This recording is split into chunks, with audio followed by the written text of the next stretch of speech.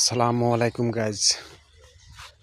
আষাঢ় মাসে দেওয়া এই যে দেখেন আকাশের পরিস্থিতি, এই যে পশ্চিম পথে এই যে মানে সারা দিন বৃষ্টি, তেও আকাশ ভালো হয় না।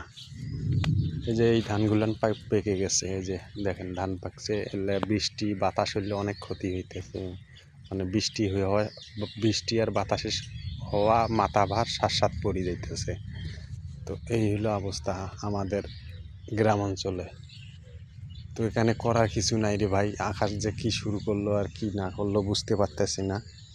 কালকে সারা রাত বৃষ্টি হয়েছে, হওয়ার পর দিনটা গেল, দিনটা তো একটা সারা রাত বৃষ্টি আর দেওয়ার ডাক, আষাঢ় মাসি ডাক, এইরকম বৃষ্টি।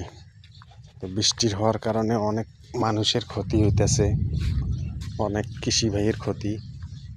এই যে এই যে এই যে এই যে ভুট্টার আরও বেশি ক্ষতি হইতেছে, কারণ আমার স্ক্রিনে যে দেখেন এই যে সামনে ভুট্টার এই জাগাল কাটছে, এই ভুট্টাগুলা পেকে গেছে। কারণ পেকে যাওয়ার পর বৃষ্টি হয়, কলার গাও দিয়ে ওই যে একটু জুম করি, এই যে পেকে গেছে। তো পেকে যাওয়ার কারণে কলা দিয়ে পানি ঢুকতেছে, পানি ঢুকার পর ওই ভুট্টার গাছ বেড়াইতে আছে। তো এরকম গাছ বেড়াইলে যারা পার্টি তারা নেবে না, কেন এখন গেল বাড়ছে, এবারকে একটু ভুট্টার দাম কম। তো এই কারণে যদি গাছ বাড়ায় তো এই ভুট্টাটা ক্ষতিগ্রস্ত, মানে ভালো হবে না। তাই চাষি ভাইয়েরা অনেক ক্ষতিগ্রস্ত হয়ে যাইতেছে। এই যে ডোবাতে এই যে ধান গাড়ছে, আর কিছুদিন গেলে তো এই যে বৃষ্টির পানিতে এই যে ডোবা এই যে তলে যাইতেছে, মানে এখানে এই ডোবাটা ধান বাড়ি খেতাতে এক হাঁটু পানি তো বেশি আছে। আজকে যদি বৃষ্টি হয় দিনের মধ্যে, তাই এটা তলায় যাবে এই ধান মায়ের। তো এইরকম অনেক চাষি ভাইয়ের ধান বৃষ্টির পানিতে ডুবে গেছে, খালি শীষ কাটি নিতেছে গ্রাম অঞ্চলে। এই যে দেওয়ার ডাক দেখেন কেমন ডাক,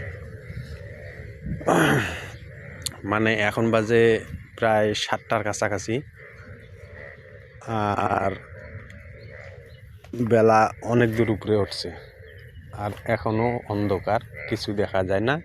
এই দেখেন পশ্চিম পাকে আকাশ এতটা মেঘ করছে আর এতটা ডাকতাছে, মানে ভাঙি চুরিয়ে আসে।